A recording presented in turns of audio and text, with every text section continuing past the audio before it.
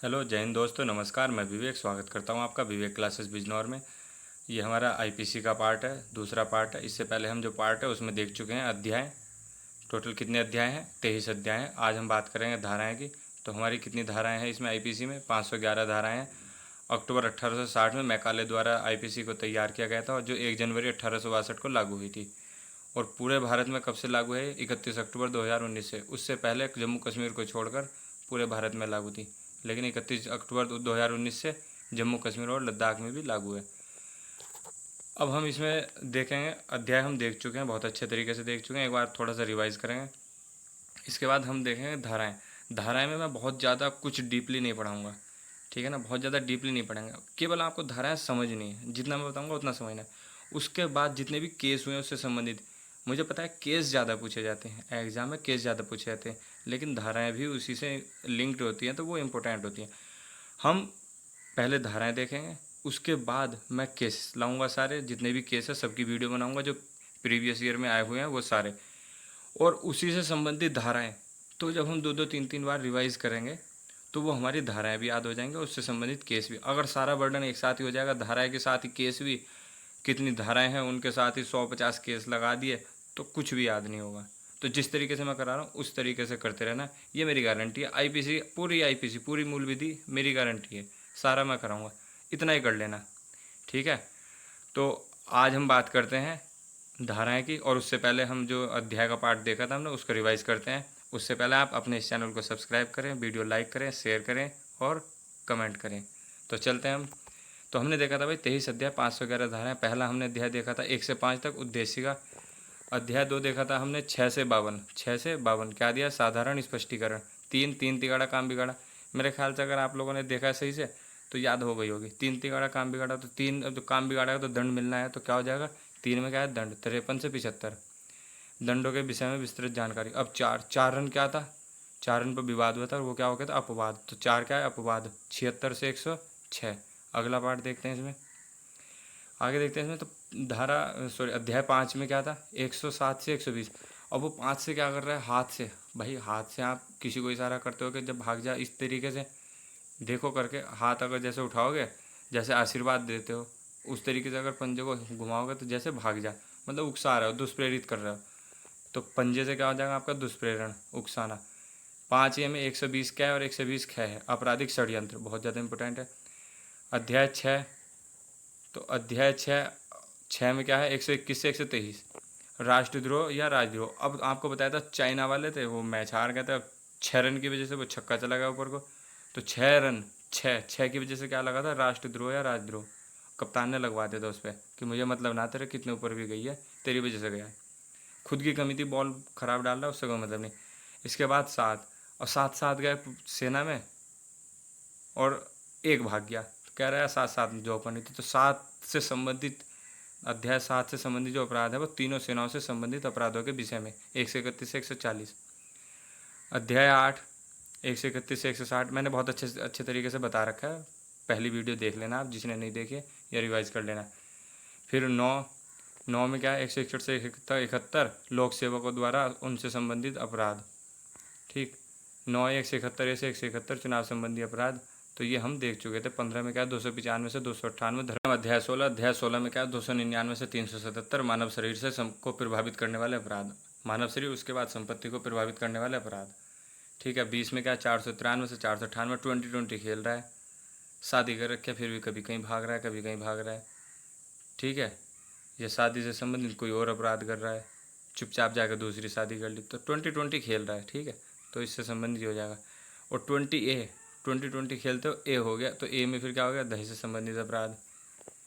अब आगे देखते हैं नेक्स्ट। 21 में क्या था? दो का क्या दे रहा है? 1। अब भाई 2 का 1 देगा तो हानि तो होगी, हानि कैसी होगी? मान हानि। तो 499 से 502। इसके बाद हम आगे चलते हैं। हमने देखा था सिविल मामले क्या होते हैं, आपराधिक मामले क्या होते हैं, और अपराध के कितने आवश्यक तत्व होते हैं? 4। मानव दुराशय, आपराधिक कृत्य और ऐसे आपराधिक कृत्य जिससे मानव तथा समाज को क्षति हो। मैनस्रिया मनोवृत्ति को कहते हैं और एक्टस्रिया कार्यान्वयन को कहते हैं। संघीय अपराध किसको कहते हैं? जिसमें 3 वर्ष या उससे अधिक की सजा का प्रावधान हो, और इसमें क्या होता है? बिना वारंट के गिरफ्तारी हो जाती है। चोरी के लिए 380 में परिभाषा, सज़ा जो है 380 में है और परिभाषा किस में 378 में। लूट के लिए परिभाषा 390 और दंड 392। आगे देखते हैं असंज्ञेय अपराध कैसे होते हैं। जमानती अपराध होते हैं, छोटे मोटे अपराध होते हैं। सबसे बड़ा अध्याय हमारा 17 है और सबसे छोटा कौन सा है हमारा 23। लगभग 17 में 84 धारा के आसपास है। प्रथम विधि आयोग की स्थापना 1834 में 1833 के चार्टर एक्ट के तहत। स्वतंत्रता पश्चात पहला विधि आयोग 1955, अध्यक्ष MC शीतलवाड़। तो ये हम सब चीज़ें देख चुके थे। कहाँ कहाँ पर लागू है ये IPC, इसके जैसा बिल्कुल लगभग समान ही है। Bharat, Bangladesh, Pakistan, Brunei, Malaysia, Myanmar, Singapore, Sri Lanka. ये क्वेश्चन पूछा गया था, ठीक है ना, पिछली बार 2017 के SI के पेपर में पूछा गया था। और जम्मू कश्मीर में क्या थी, रणवीर दंड संहिता, रणवीर पैनल कोड 1932 से, और कब तक लागू रही है 31 अक्टूबर 2019 तक। तो देखते हैं, अब देखते हैं हम धाराएं। धारा 1 में क्या कहा गया है, संहिता का नाम व विस्तार क्षेत्र संपूर्ण भारत पर लागू होगा। 31 अक्टूबर 2019 से पहले कहाँ होता था कि जम्मू कश्मीर के सिवाय संपूर्ण भारत पर लागू, लेकिन 31 अक्टूबर 2019 के बाद संपूर्ण भारत पर लागू, ठीक है। तो इसमें भी संशोधन हुआ है। इसके बाद धारा 2 कह रहा है, भारत की सीमा के अंदर होने वाले अपराध के लिए व्यक्ति जो अपराधी है उसे दंड IPC के अनुसार दिया जाएगा, अन्यथा नहीं।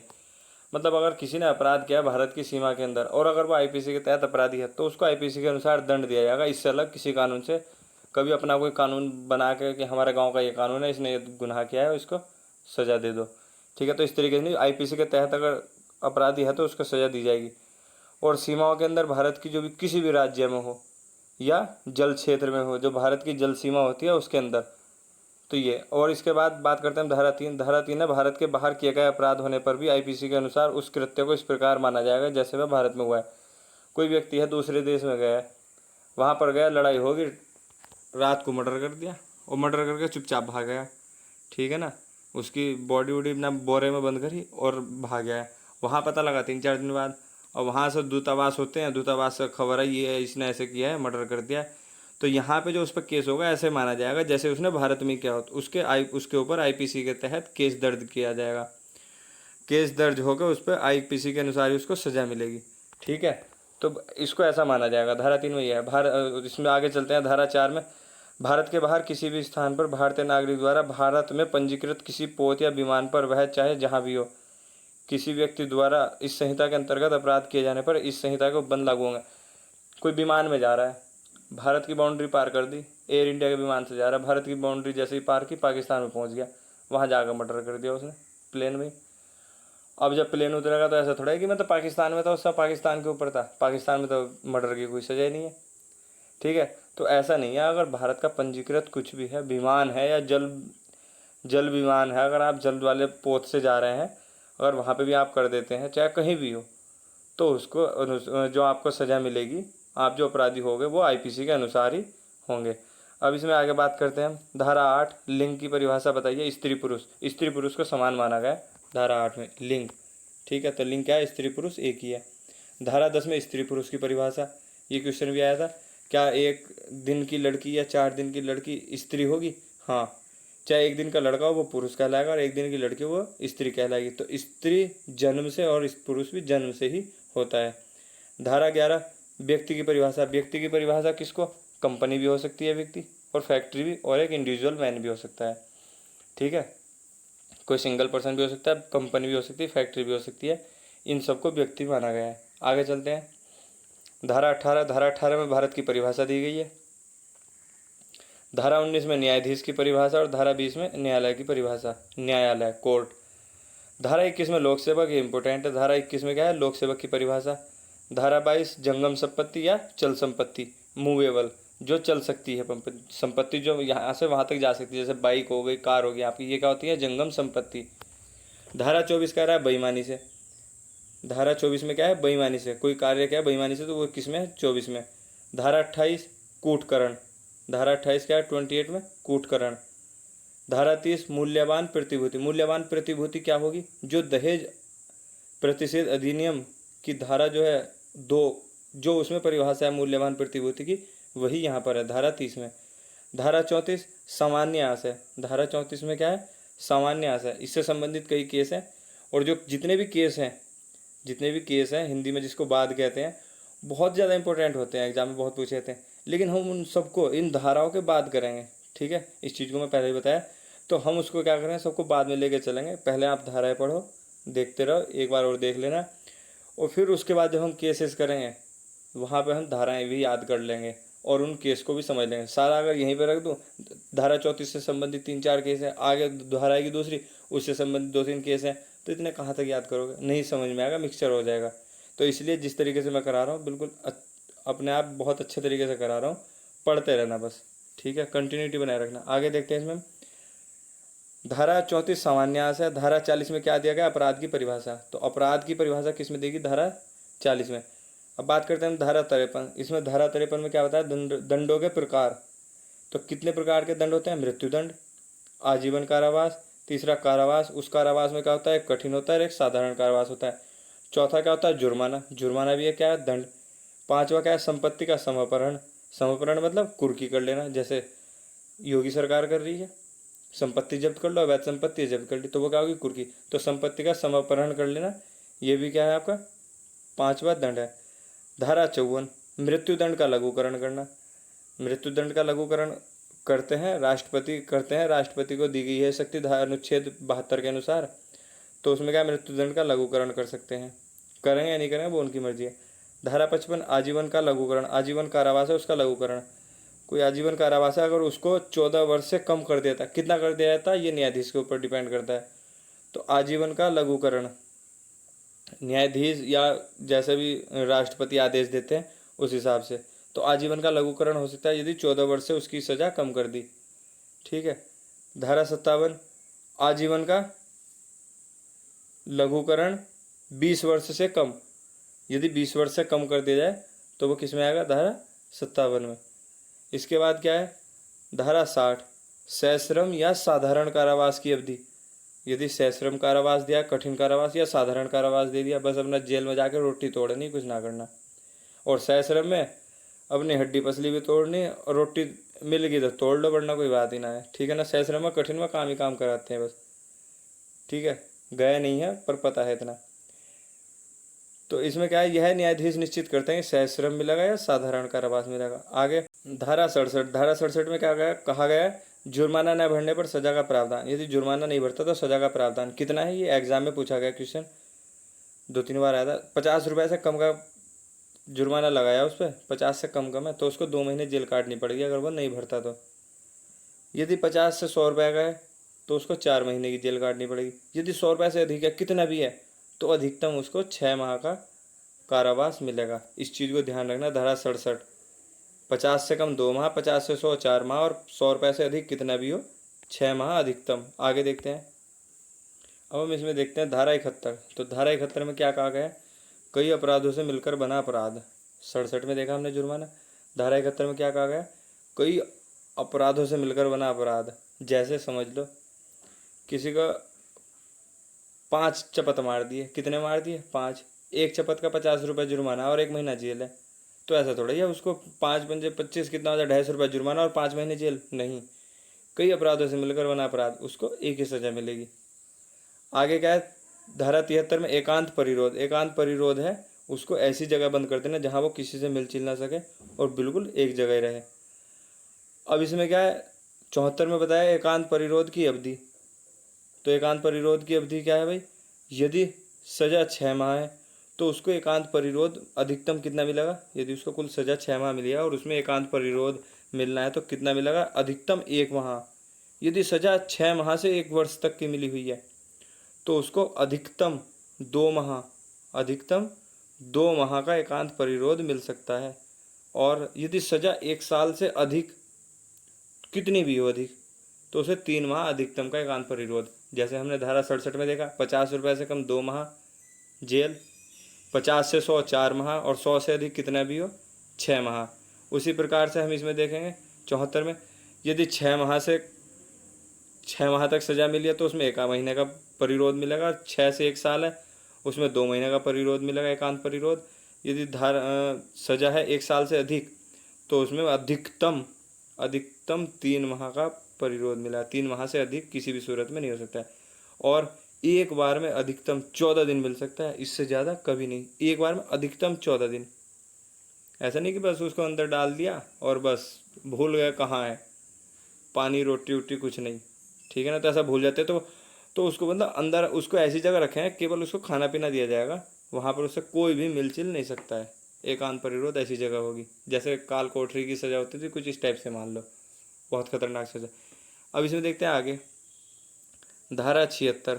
धारा 76 में क्या कहा गया भाई, विधि द्वारा आबद्ध होते हुए, विधि द्वारा आबद्ध होते हुए या तथ्यों की भूल के कारण कोई अपराध नहीं है। इसमें कहा गया विधि द्वारा आबद्ध होते हुए तथ्यों की भूल के कारण किया गया कार्य अपराध नहीं है। जैसे गलत आदमी को अरेस्ट करना, भाई गए गांव में, अब एक नाम के दो हैं, अब जाके गांव में पूछा, उसने कहा बताइए खड़ा, अब हमें तो नहीं पता कि हाँ दो हैं क्या है ना, उसने बताया कि हाँ ये नहीं है वो दूसरा है। एक नाम के जैसे दो एक रामपाल है, अब एक को पकड़ना है, अब जो अपराधी है वो तो है नहीं, सामने पड़ गया दूसरा वाला तो उसको उठा लाए, तो ये अपराध नहीं है। ठीक है ना, ये अपराध नहीं है। अनियंत्रित भीड़ है, वहाँ पर गोली चलाने के लिए आदेश आ गए तो वो भी अपराध नहीं है। विधि द्वारा आबद्ध है, वहाँ पर विधि द्वारा आबद्ध है, समझ में बात। या तथ्यों की भूल, तथ्य की भूल होगी भाई, दूसरा रामपाल पकड़ लिया, इसमें हमारी थोड़ा ही गलती, जानबूझ के तो पकड़ा नहीं है, तो इसको अपराध नहीं माना जाएगा। इसके बाद देखते हैं धारा 77। न्यायिक कार्य करते हुए न्यायाधीश से गलती हो जाना अपराध नहीं। न्यायिक कार्य करते हुए न्यायाधीश से गलती हो जाना अपराध नहीं, सजा दे दी उसको कुछ भी, ठीक है, बाद में गलती लगी तो कोई अपराध नहीं, या कोई कार्य करते हुए अपराध नहीं है। धारा 78। न्यायालय के आदेश के अनुसरण में किया गया कार्य अपराध नहीं है। जैसे जल्लाद, अब जल्लाद को कहा चल जाकर इसे फांसी पे चढ़ा दे, अब जल्लाद ने फांसी पे चढ़ा दिया, जज ने बुला लिया इधर आजा, तूने इसे फांसी दी, तूने इसे मारा है, अब तुझे सजा मिलेगी, नहीं, वो न्यायाधीश के अनुसार ही उसने किया है, ठीक है ना। या ऐसा नहीं उसने अगर उसको फांसी पे चढ़ा दिया तो उसके घर वाले उसे मारेंगे कि तूने फांसी चढ़ाई, नहीं, न्यायाधीश के अनुसरण करते हुए, जो न्यायाधीश का आदेश है उसको अनुसरण करते हुए अगर उसने कोई कार्य किया तो वो अपराध नहीं है। या कब्जा हटाते समय, जैसे मकान गिर गया, अब जैसे योगी सरकार इस समय कब्जा, बहुत ज़्यादा कब्जा, अवैध कब्जा कर रखा है लोगों ने, तो वहाँ पे कर रही है, अब मकान गिर रहा है, अब वहाँ पे जनता खड़ी है, या किसी भी तरीके से वहाँ पे कोई आ जाता है, थोड़ा सा मलबा उसके ऊपर जा पड़ा, अगर वहाँ पर अगर कोई अनहोनी हो जाती है तो वो अपराध नहीं है, ठीक है ना, तो वो अपराध नहीं है। अब इसके बाद हम देखते हैं धारा 81। धारा 81 कहा गया आवश्यकता का सिद्धांत। आवश्यकता का सिद्धांत, आवश्यकता सिद्धांत यह है, बराबर बराबर में मकान खड़े हैं, झोपड़ी पड़ी है, इस तरीके समझ लो, 10 झोपड़ी हैं, पहली वाली में आग लग गई, बहुत जोर से आग लग गई, ठीक है, एक में लग गई, दो में लग गई, तीसरी में आग पहुंच गई, और बस बराबर बराबर में सारी में आग लगनी है, तो तुरंत किसी ने क्या किया, किसी ने आके जो चौथे नंबर की थी उसको ध्वस्त कर दिया, ठीक है, उसको बिल्कुल वहाँ से ख़त्म कर दिया। अब वहाँ से ख़त्म होगी तो अगली जो 5वीं पर आग लगनी थी वो नहीं लगी, तो अब ऐसा नहीं कि उसने अपराध किया, कुछ अपराध नहीं किया उसने, आवश्यकता का सिद्धांत, वहाँ पर आवश्यकता थी ऐसा करना, इसलिए, समझ में बात। अब इसके बाद हम बात करते हैं 82। यदि 7 वर्ष से कम का कोई बच्चा है तो उसको सज़ा नहीं होगी, उसने कोई भी क्राइम कर दिया उसको सज़ा नहीं होगी।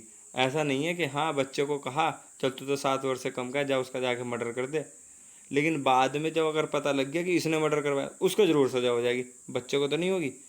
लेकिन अगर 7 वर्ष से कम का बच्चा अगर कोई कार्य कर देता है तो वो अपराध नहीं है, क्योंकि उसकी, अभी बताया था हमारा, अपराध के 4 आवश्यक तत्व होते हैं, उसमें दुराशय, दुराशय या उसका आशय इस प्रकार का नहीं हो सकता उस उम्र के हिसाब से, तो इसलिए 7 वर्ष से कम के बच्चे को सज़ा नहीं होती। धारा 83। 7 वर्ष से 12 वर्ष तक के बच्चे अगर उसने कोई अपराध किया है तो उसको सज़ा हो गया नहीं, उसको ये देखा जाएगा मतता, क्या इसकी इतनी समझ थी कि हाँ इसने जानबूझकर अपराध किया है, या इसको इतनी सोच समझ नहीं थी। तो धारा 82 7 वर्ष से कम वालों को सज़ा नहीं। धारा 83 7 से 12 वर्ष वालों को देखा जाएगा कि हाँ कर सकता था या नहीं। 84 पागल द्वारा अपराध नहीं, यदि पागल ने कोई अपराध कर दिया, कुछ गुनाह कर दिया तो उसको अपराध नहीं माना जाएगा। धारा 85 नशे में पता ना हो किसी ने पिला दियो तो कोई अपराध नहीं, किसी ने बुलाया आजा भाई चल मेरे साथ चलो, उसे बैठ के पिला दी और उसे कह दे जा तो इसके जाकर चपत मार दे, ठीक है, और चपत मारने चक्कर में उसने बहुत ही ज़्यादा धो दिया उसे, ठीक है भाई, अब उसने कोई अपराध कर दिया बड़ा, बस ये समझ लो कि उसने मर्डर कर दिया, क्या कर दिया, कुछ भी कर, तो अगर यहाँ पे देखा जाएगा तो उसने खुद तो पी नहीं है और ना ही उसे इतना ज्ञान है कि हाँ वो कर क्या रहा है, तो इसलिए 85 भी अपवाद स्वरूप है। 85 के तहत भी अपराधी उसको नहीं माना जाएगा यदि नशे में पता ना हो और किसी ने मतलब नशे में उसको पता नहीं चला कि व्यक्ति सही था लेकिन उसको पिला दिया गया, चल नशा ना होना का इससे पी ले, और उसके बाद उससे कोई अपराध हो जाए तो इस प्रकार का अपराध नहीं माना जाएगा। 86 धारा 86 में क्या है, नशे में उसने खुद पिए और पता भी है उसे, उसने सोचा ये पता है मुझे कि अगर हाँ नशे में है, मैं बता दूँ बाद में कि नशे में था, और उसने जाकर किसी को ठोक दिया। उसने क्या करा, किसी को जाके ठोक दिया, कहा मैं तो नशे में था, तो उसको देखा जाएगा कि हाँ इसका दुराशय था या नहीं था, उसको सब चीज़ देखी जाएगी। और उसने खुद पी है और वो मतता में भी था तो वो अपराधी है। ऐसा नहीं है कि हाँ पीने वाला अपराधी नहीं होगा। अगर उसको किसी ने जानबूझकर पिला दी है, उसे पता ही नहीं है कुछ क्या कर रहा है, उसके हाथों से क्या हो रहा है, तो 85 में, और 86 में अगर उसने खुद पिया मत्ता में तो वो अपराधी है। इसके बाद हम बात करते हैं धारा 87 सम्मति में हुई मृत्यु। अब जैसे इस तरह के क्वेश्चन पूछे गए हैं भाई पिछली बार भी। सम्मति में हुई मृत्यु, जैसे ए और बी बॉक्सिंग कर रहे हैं, ठीक है, अब उन्होंने आपस में पहले ही समझौता कर लिया, मतलब पहले आपस में बात कर ली चल बॉक्सिंग करेंगे, दोनों को पता है। अब बॉक्सिंग करते हुए उसमें बी की मृत्यु होगी, उसने कोई गुस्सा मारा ऐसा, अब ये थोड़े पता था कि हाँ ऐसे गुस्से से मर जाएगा जब बॉक्सिंग कर रहा है, तो यह अपराधी नहीं है, ठीक है ना। सम्मति में जानबूझ कर नहीं, सम्मति हुई थी उसके बाद बॉक्सिंग कर रहा था, अगर उसमें कोई मर जाता तो वो अपराधी नहीं है। इसके बाद हम बात करते हैं धारा 88 सद्भावना पूर्वक किया गया कार्य। सद्भावना पूर्वक किया गया कार्य क्या हो सकता है, अब डॉक्टर इलाज कर रहा है, उसकी मर्जी, उसका उसका थोड़ा ही ऐसा कोई मन के हाँ वो ये मर जाए, वो तो सद्भावना पूर्वक ही इलाज करेगा, वो तो अपने जो भी ज़्यादा से ज़्यादा कर सकता है वो करता है, ठीक है। सद्भावना पूर्वक किया गया कार्य, जैसे डॉक्टर से इलाज के दौरान मृत्यु। अब कोई व्यक्ति है उसकी हालत ख़राब है, उसको लेके गए बिल्कुल लास्ट टाइम पे, या कुछ भी केस हो सकता है, बिल्कुल जैसे हॉस्पिटल में डेथ हो जाती है बिल्कुल लास्ट मोमेंट पे, अगर उस समय जो इलाज कर रहा है ऐसा नहीं है कि उसके ऊपर केस चलेगा, वो सद्भावनापूर्वक अपना जो ड्यूटी है उसकी वो कर रहा है, तो इलाज के दौरान मृत्यु वाले केस में उसमें कुछ नहीं होगा, ठीक है। आगे देखते हैं हम इसमें। इसके बाद कहा गया धारा 90 88 समझ में आ गई भाई। डॉक्टर इलाज कर रहा है, अगर इलाज के दौरान मृत्यु हो गई तो उसको अपराधी नहीं माना जाएगा, ठीक है ना, क्योंकि डॉक्टर का आशय नहीं था कि उसकी मृत्यु हो जाए, डॉक्टर अपनी तरफ से पूरा एफर्ट करता है। अब इसमें आगे चलते हैं। अब हॉस्पिटल के कई केस ऐसे आते हैं कि हाँ डॉक्टर की लापरवाही, जो भी होता है वो अलग मैटर होता है, लेकिन डॉक्टर को ऐसा नहीं माना जाता कि हाँ इसने जानबूझ के ऐसा कुछ किया है, इलाज के दौरान जैसे मृत्यु हो जाए। अब इसके बाद धारा 90 किसी को भ्रम या डराकर किसी दस्तावेज पर हस्ताक्षर कराना।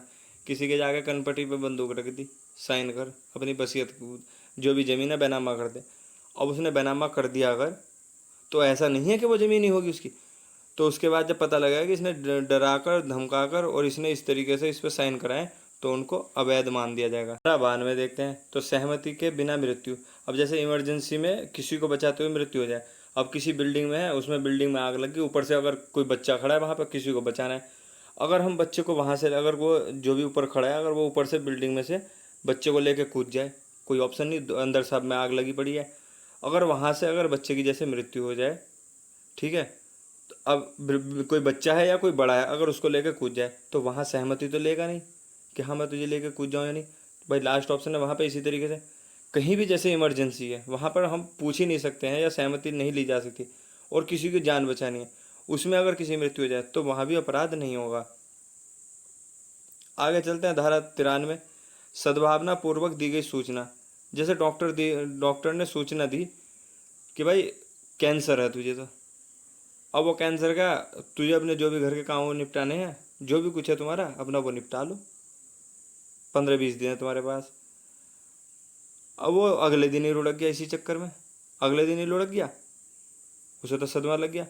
तो ऐसा नहीं कि डॉक्टर ने उसे सूचना दे दी थी अब डॉक्टर के ऊपर केस हो जाएगा कि तूने बताया क्यों था, नहीं, उसने तो उसके सद्भावना पूर्वक सूचना दी थी उसने तो कि भाई अपना जो भी काम है उसको निपटा लेना। तो ये आपका क्या हो जाएगा 93 सद्भावना पूर्वक दी गई सूचना, उसमें अगर मृत्यु हो जाए तो। और सद्भावना की परिभाषा किस में दी गई है, धारा 52 में, तो धारा 93 सद्भावना पूर्वक दी गई सूचना। अब इसके बाद हम बात करते हैं धारा 95 तुच्छ कार्य तुच्छ कार्य, ये थोड़ा सा टाइपिंग में गड़बड़ हो गया। तुच्छ कार्य क्या होंगे? अपराध नहीं होंगे। तुच्छ या अपहानि वाले कार्य जो होंगे वो अपराध नहीं होंगे, तुच्छ या अपहानि। अब ऐसे है, कोई जा रहा है, अब उसने क्या देखा, अमरूद का पेड़ है, अमरूद के पेड़ पे से एक अमरूद तोड़ लिया। अब ऐसा थोड़ी है उसके खिलाफ जाके वो थाने में बैठ जाएगा, इसने अपराध किया। नहीं, छोटे मोटे अपराध है, ये तो बहुत छोटी चीज़ है, इसके खिलाफ कोई कुछ नहीं होगा। ठीक है, तो इसमें क्या होगा, तुच्छ अपहानि वाले कार्य, ये अपराध नहीं होगा। ऐसा मत सोच लेना अब जाके, हाँ जाके किसी का बगिया उजाड़ दो कि हाँ ये तो बताया था, ये कोई अपराध नहीं है अमरूद तोड़ना या आम तोड़ना। ठीक है, लेकिन हाँ अगर एक आध तोड़ लिया है जाते हुए, जैसे जा रहे हैं और हाँ आम दिख रहा है तोड़ लिया, वो इतना बड़ा अपराध नहीं है कि उसके लिए कोई सजा दी जाए।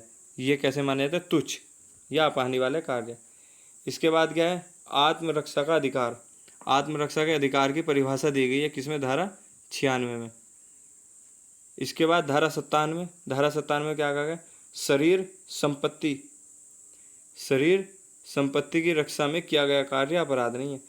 अगर हम अपनी शरीर या संपत्ति की रक्षा कर रहे हैं और उसमें जो भी हमने कार्य किया वो अपराध नहीं है। किसमें कहा गया? धारा 97 में। अब इसके बाद हम बात करते हैं धारा 98। ये भाई धारा 98 यहाँ पे मिस प्रिंट है, तो धारा 98 कोई कार्य अपराध नहीं है एवं पागल, और हाँ धारा 98 में क्या कहा गया? पागल के विरुद्ध प्रतिरक्षा का अधिकार।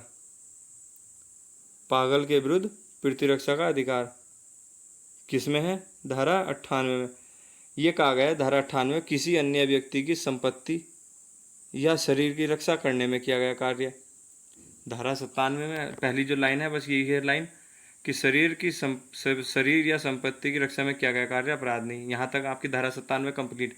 इसके बाद है धारा 98 किसी अन्य व्यक्ति की संपत्ति, किसी अन्य व्यक्ति की संपत्ति या शरीर की रक्षा करने में किया गया कार्य। कोई और व्यक्ति की हम संपत्ति की रक्षा कर सकते हैं या उसके खुद की भी कर सकते हैं, किया गया कार्य अपराध नहीं। और एक चीज़ और, पागल के विरुद्ध प्रतिरक्षा का अधिकार है।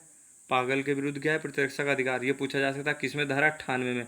और किसी की हम संपत्ति और किसी व्यक्ति की हम क्या प्रतिरक्षा कर सकते हैं? हाँ, किसमें? धारा 98 के तहत। तो धारा 98, ऐसा नहीं कि पागल है तो वो मार सकता है हम कुछ ना करें, नहीं, प्रतिरक्षा का अधिकार है धारा 98 के तहत।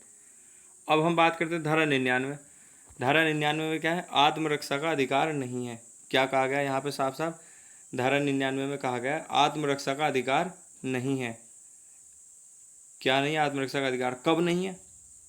अब ऐसा है, पुलिस आ गई पकड़ने, जैसे किसी ने कोई अपराध किया है, आजकल तो बहुत चल रहा है, अपराध क्या है, पुलिस आई पकड़ने तो उसके ऊपर पत्थर रख लेते हैं छत पे, अपना छत पे से पत्थर गिरते हैं, छत पे पत्थर फेंकते हैं, पूरा मोहल्ला इकट्ठा हो जाता है, पुलिस वालों को दौड़ा दौड़ा के मार रहे हैं। तो आजकल तो बहुत हो रहा है।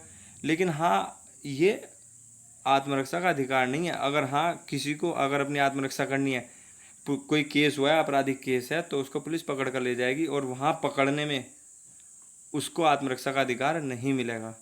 आत्मरक्षा का अधिकार कहाँ पर है? जहाँ पर वो अपराधी नहीं है। इसके बाद धारा 100, धारा 100 में है आत्मरक्षा में मृत्यु कारित कब कर सकते हैं? आत्मरक्षा में मृत्यु कारित कब कर सकते हैं?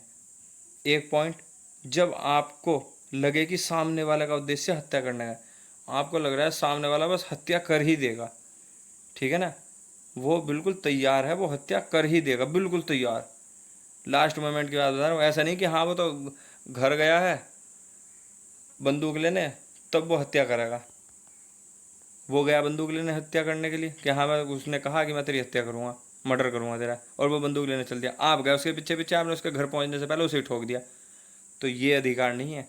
लेकिन अगर हाँ उसके पास उसके हाथ में हथियार है और वो बिल्कुल रेडी है मारने के लिए, और वो लग रहा है कि हाँ उसका पूर्ण उद्देश्य है वो हत्या कर देगा, तब आपको अधिकार है। ऐसा नहीं कि हाँ वो तो गया है और हमने उससे जाकर पहले भी, चलो कह रहा था भाई, तो इसने तो कहा था अभी कि हाँ मैं तेरी हत्या करूँगा, इसलिए मैंने तो अपना आत्मरक्षा का अधिकार का उपयोग कर लिया।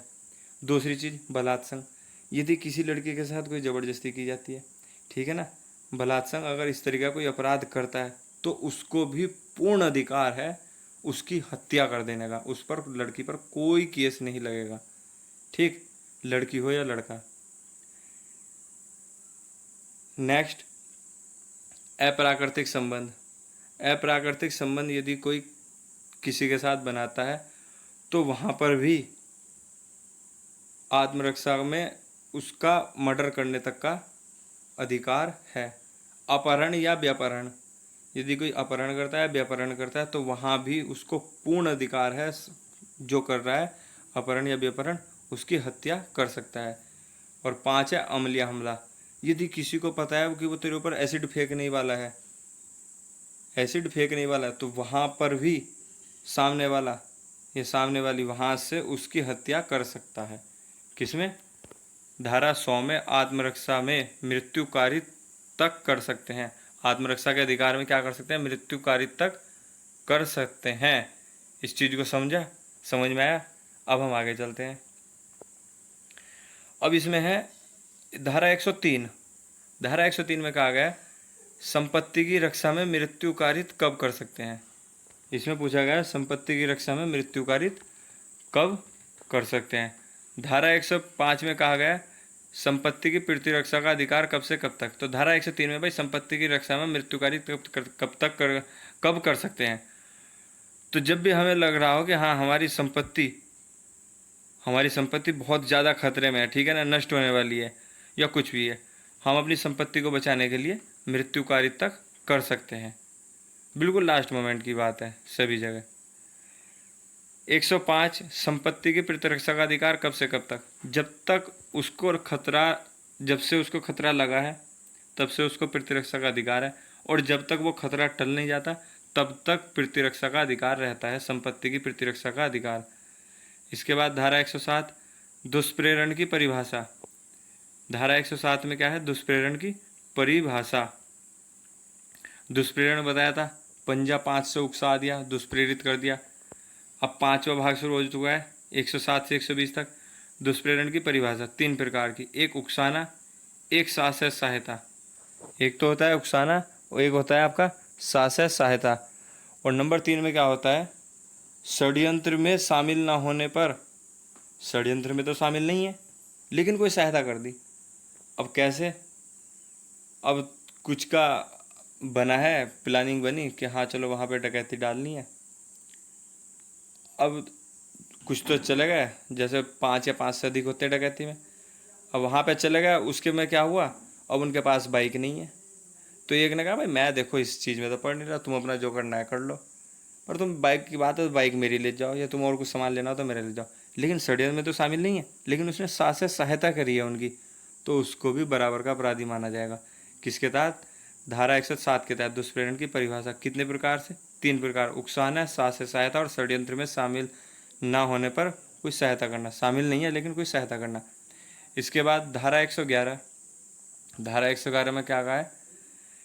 दुष्प्रेरण के तहत अन्य अपराध भी कर देना, ठीक है ना, या अन्य कोई ऐसा कार्य कर देना जो अपराध है।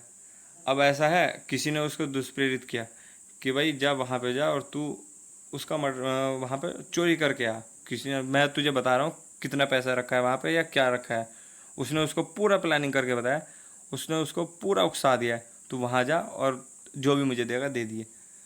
उसको उकसा दिया, वो जाके अपना पहुँच गया वहाँ पे चोरी करने। अब जैसे वो चोरी करने गया, उसने चोरी तो कर ली, उसने क्या कहा उसको कि चोरी कर ला, वहाँ से बहुत पैसा रखा है, वो चोरी करने गया। अब लास्ट टाइम पे क्या हुआ, जैसे वो चोरी कर रहा था या बिल्कुल लास्ट में चलते हुए, जो वहाँ पे एक ये समझ लो कि कोई बूढ़ा व्यक्ति सो रहा था जिसका पैसा था वो, और वो उठ गया तो वो उसको नहीं भागने दे रहा है। उसने क्या कर दिया, उसने उसका वहाँ पर मर्डर कर दिया। जब वो नहीं भागने दे रहा उसका मर्डर कर दिया। अब जब वो वहाँ से आएगा, उन पर केस होंगे, तो जो पहला व्यक्ति ना, उसने केवल उसको चोरी के लिए उकसाया, उस पर जो पहला व्यक्ति जिसने उकसाया उस पर केवल चोरी का केस दर्ज होगा, उकसाने का। हत्या से संबंधित उसका खुद का डिसीजन था, उसका खुद का डिसीजन था जो उसने वहाँ पे किया है। तो जो उसने दुष्प्रेरित किया उसी के लिए इसमें कहा गया है दुष्प्रेरण के तहत अन्य अपराध भी कर देना। जो अन्य अपराध किया उसके लिए वही दोषी होगा जिसने किया है। समझ में ये बात क्लियर है? या जैसे वो वहाँ पे पहुँच गया, वहाँ पे रेप कर देता है, तो उससे तो उसका कोई संबंध नहीं, उसके लिए तो उसने नहीं उकसाया, तो उसका जो होगा उसका दंड केवल उसी को मिलेगा। इसका मतलब ये है जो अन्य अपराध करेगा वो अन्य का खुद ही जिम्मेदार होगा। अब इसमें हम देखते हैं धारा 114 में वो कह रहा है धारा 114 में बहकाने वाला, यार थोड़ी सी इसमें यहाँ पे हो गया टाइपिंग में फिर से गड़बड़, बहकाने नहीं, बहकाने वाला, बहकाने वाला जो भी उसको दुष्प्रेरित कर रहा है, बहकाने वाला अपराध की जगह है या नहीं, है या नहीं, इस बात से कोई मतलब नहीं है, वो अपराधी होगा। बहका के कहीं चला गया दूसरी जगह पे, वो अपना लगा पड़ा है जिस मिशन में उसको छोड़ कर गया था, तो वो है या नहीं, लेकिन वो क्या होगा, अपराधी होगा। अब इसके बाद हम बात करते हैं भाग 5 कै। 5 कै में क्या है, अब 120A में तो आपराधिक षड्यंत्र का परिभाषा है, आपराधिक षड्यंत्र की परिभाषा 120A में। 120B में आपराधिक षड्यंत्र का दंड, आपराधिक षड्यंत्र का दंड, इसमें कितने होते हैं, 2 या 2 से अधिक व्यक्ति होते हैं। 120A में आपराधिक षड्यंत्र की परिभाषा और आपराधिक षड्यंत्र का दंड, ये सारे इनसे संबंधित वाद हुए हैं, केस हैं इनसे संबंधित, उसके साथ जब समझाऊंगा बहुत अच्छे से समझ में आ जाएगा। बस यहाँ तो आपको एक तरीके से बस नज़र मारनी है कि हाँ ये होती हैं, थोड़ा थोड़ा सा बस दिमाग में आ जाएगा। जब दोबारा पढ़ोगे तो ऐसा नहीं लगेगा कि हाँ पहली बार पढ़ रहे हैं, ठीक है ना। अब हम बात करते हैं धारा 121 की। हमने पढ़ा था धारा 121 से 131 अध्याय 6, और 6 छक्का लगा था, जो चीन वाली टीम खेल रही थी और वो बॉलर की कमी थी, उनने बॉल ऐसी डाल दी, फुल टॉस डाली, जैसी भी डाली वो छक्का का बहुत ऊंचा। कमी किसकी बता दी, क्योंकि बॉलर था कप्तान, तो कप्तान ही होता है भाई टीम में तो सुपर, वो होता बेचारा फील्डर तो बहुत ऊपर गई। वो कह रहा तेरी वजह से छक्का गया, तो पकड़ सकता था, तेरे ऊपर राष्ट्रद्रोह चलवाऊंगा, तो ठीक है ना। तो राष्ट्रद्रोह किसकी वजह, छक्के की वजह से, 6 रन, 6 की वजह से क्या राष्ट्रद्रोह, तो 6 में क्या है, राजद्रोह या राष्ट्रद्रोह। तो धारा 6 अध्याय 6 121 से 131 राष्ट्रद्रोह से संबंधित है सभी कुछ। क्या दिया 121 में, भारत सरकार के विरुद्ध युद्ध या बहकाना या षड्यंत्र करना, किस में कहा गया, धारा 121 में। धारा 122 में क्या कहा गया, धारा 122 में कहा गया भाई, धारा 121 के अपराध का दंड, भाई विरुद्ध युद्ध के लिए बहका रहा है कोई या षड्यंत्र कर रहा है, 121 में षड्यंत्र कर रहा है, प्लानिंग कर रहा है जो भी भारत सरकार के विरुद्ध, तो धारा 122 में उसके खिलाफ दंड है। और दंड क्या है, 10 वर्ष तक का या आजीवन कारावास, 10 वर्ष या आजीवन कारावास तक का उसको दंड हो सकता है। धारा 124 डायरेक्ट राजद्रोह के बारे में बताती है, राजद्रोह के बारे में धारा 124, जो पिछली बार इलेक्शन चल रहे थे तो तब शायद राहुल गांधी ने इसके बारे में भी कहा था कि हम जब आएंगे, हमारी सरकार आएगी तो हम राजद्रोह की धारा ख़त्म कर देंगे। जब उस समय कन्हैया कुमार या जो भी उस समय थे जिन्होंने भारत तेरे टुकड़े होंगे या इस तरह के नारे लगाए थे, देशद्रोही नारे, उनके ऊपर ये केस लगाए थे, उस समय कहा था कि हम इन धाराओं को ख़त्म कर देंगे। इसके बाद 124 है, 124 में क्या है, आपराधिक षड्यंत्र की परिभाषा, 124A में क्या है, आपराधिक षड्यंत्र की परिभाषा, सॉरी ये जो 120A है ना वो यहाँ पे आ गया भाई, और ये 124 हो गया। 120A ऊपर है, 120B लिखा है ना इससे ऊपर, 120A आपराधिक षड्यंत्र की परिभाषा, 2 या 2 से अधिक व्यक्ति, 2 या 2 से अधिक व्यक्ति, और 120B आपराधिक षड्यंत्र का दंड। तो 120A में आपराधिक षड्यंत्र की परिभाषा और 120B आपराधिक षड्यंत्र का दंड। फिर 121 में भारत सरकार के विरुद्ध युद्ध या बहकाना या षड्यंत्र करना, धारा 122, 121 के अपराध का दंड 10 वर्ष या आजीवन कारावास, और 124 में बताया राजद्रोह को। तो आज हम इतने रखते हैं, बाकी हम नेक्स्ट पार्ट में देखेंगे, इसको देख लेना अच्छे से। धन्यवाद, राम राम।